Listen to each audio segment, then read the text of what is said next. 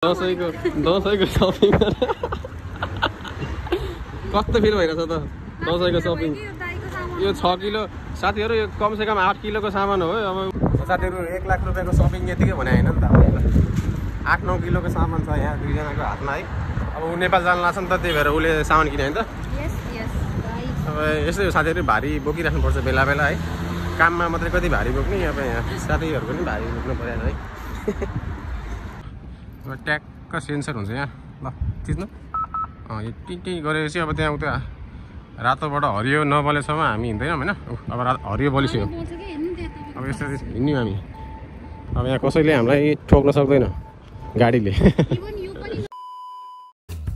साइप्रसको बारेमा इन्फर्मेसन पाउनको लागि देवको युट्युबलाई सब्सक्राइब गरिदिनु होला अनि च्यानललाई चेक गरिदिनु होला है त। Hello everyone welcome to the channel के छ सबैजनाको हालखबर न्यू डे न्यू भिडियो अनि आज नयाँ दिन आज काम सकाएर ठ्याक्कै अहिले हिँड्दैछौँ घरतिर होइन घरतिर भन्दा नि यहाँ साथीको एउटा सामान लिनु छ त्यो के भन्छ अनलाइन सामान आएको थियो अनि त्यो नै पिकअप गरेर जाँदैछौँ हामी त्यसको के हुन्छ हेरौँ जहिलेको नाटक यही हो है हरियो थिचेपछि मात्रै हिँड्ने हिँड्दैछौँ आज बिहानको काम थियो अनि बिहानको काम सकाएर अलिकति सबले छिटो पठाइदियो घर तर यहाँ एउटा यो साथीको सामान लिन जानुपर्छ त्यही भएर हिँड्दैछ म चाहिँ अनि यो साथी अब 2 हप्तामा होइन 2 हप्तामा नेपाल जाँदैछ नेपालको लागि उसले अहिलेसम्म लाख रुपियाँको सपिङ गरिसक्यो होला होइन लाख रुपियाँको सपिङ गरिसक्यो होला अब त्यही सामान अब आएको छ त्यही अब हामी रिसिभ गर्न जाँदैछौँ है त।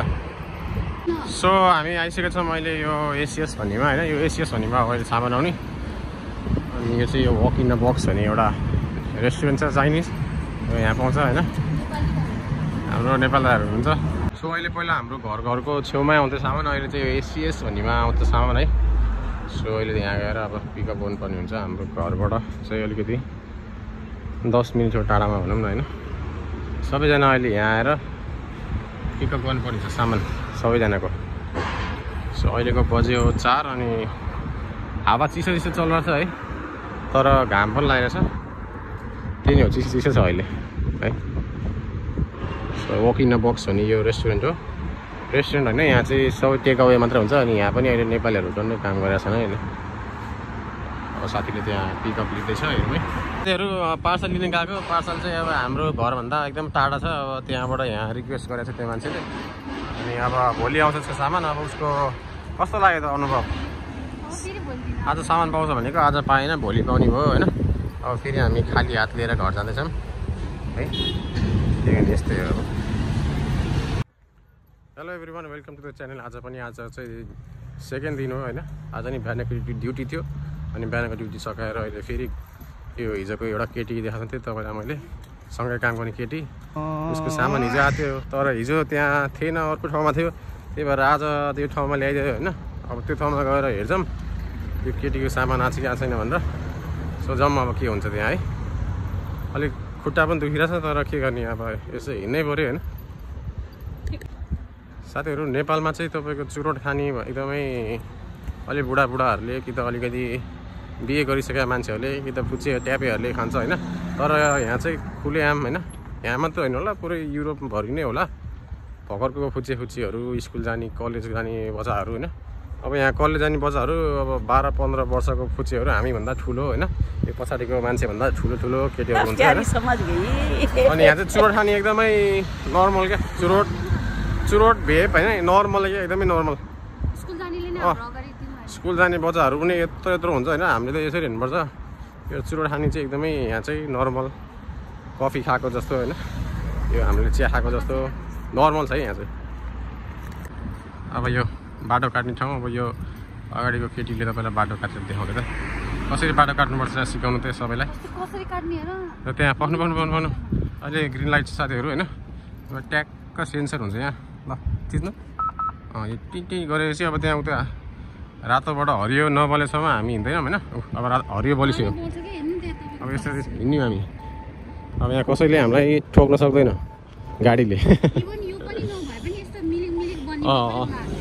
यति बेला यिनीहरूले हामीलाई ठोक्यो भने यिनीहरूको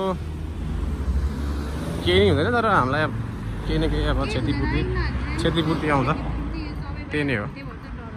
त्यही भएर हामी त्यस्तो लापरवाही गर्न चाहँदैन बाटो काट्ने बेला होइन। अब नेपालमा त गरियो होइन, यता चाहिँ नगरौँ। यहाँ त तपाईँको गाडीको फोटो खिच्छ क्या, हरेक ट्राफिक लाइटमा तपाईँको क्यामेरा हुन्छ, केही ट्राफिक रुल बिगार्ने बित्तिकै क्यामेराले खिचिहाल्छ त्यसको नम्बर प्लेट। सो हिजोको ठाउँमा फेरि आइसक्यौँ। अब उसको सामान आज हामीले पाउँछ कि पाउँदैन, के लाग्छ, पाउँछ कि पाउँदैन जस्तो लाग्छ? केटाहरूले यहाँ पुरा वक हाल्दैछ है। ल चेक गरौँ। अब त्यहाँ सोध्दैछ सामान आएको छ कि छैन भनेर। हिजो चाहिँ भगाइदियो, भोलि आउँछ भनेर, आज नि आएन भने चाहिँ भोलि चाहिँ म आउनेवाला छैन। चेक गर्दैछ।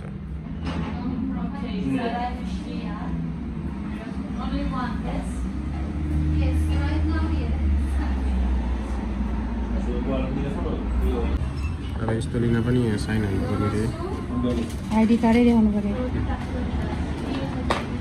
सामान छ साथीहरू। यत्रो यो मान्छे जस्तो झोला छ यार। अब अझै एउटा छ अरे यार, के गर्ने होला अब।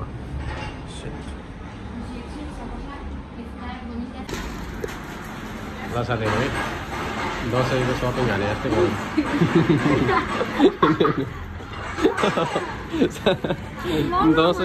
दसैँको सपिङ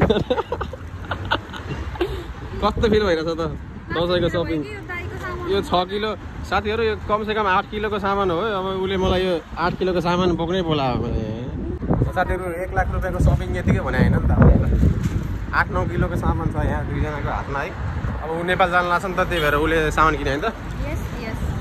अब यस्तै हो साथीहरू, भारी बोकिराख्नुपर्छ बेला बेला है। काममा मात्रै कति भारी बोक्ने, अब यहाँ साथीहरूको पनि भारी बोक्नु पऱ्यो है। अब हामी जान्छौँ घरमा है। सो गाइज फाइनली घर आइपुग्यो है। यहाँ साथीको सामान लिएर, साथी फेरि त पसल गएको छ सामान लिन। ल पछि बोलाउँला त भाइ।